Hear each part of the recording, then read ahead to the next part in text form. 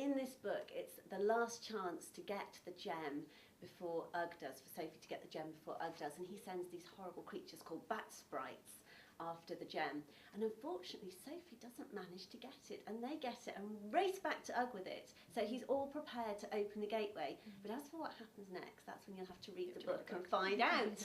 But Sophie has to use the shadow files. Now, Lee, do you want to tell us what the shadow files are to help defeat the Bat Sprites? The shadow files is a really, really useful tool that Sophie has had from book 1, basically. So when she first found out that she was the guardian, her grandpa gave her the shadow files, this sort of battered old ancient book, very, very thick, but it can just about slip into your pocket. And what it is it was full of blank pages originally, but all the different guardians, all through the years, have written down about all the different shadow creatures that they've encountered and what they look like, what their characteristics are, and how to defeat them.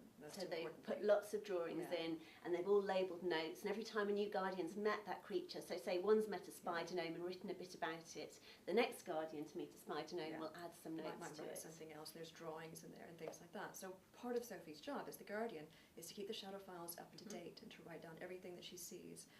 She has her best friend Sam help her do this too, and sometimes they get a bit carried away and have a bit too much fun with it, and Grandpa doesn't approve. They add their own notes, which are quite funny, and they do little cartoon drawings. And we really wanted to have the shadow files in the book because we felt it'd be really good to have at the back of the book some pages from the shadow files that once you've read the book you could go through and look at the pictures and look at the notes that Sophie and Sam had made. And it just makes it seem a bit more real, I think, because you're there in Sophie's world and you can see what she's been reading and you can see what she and Sam have been saying to each other inside the book.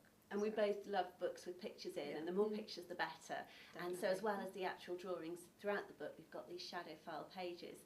So I think it'd be really fun if you did some of your own shadow file pages. So either you could make up a creature or you could use one of the ones that we've invented and do an entry of the shadow files and see what it looked like. Send it to us if you do.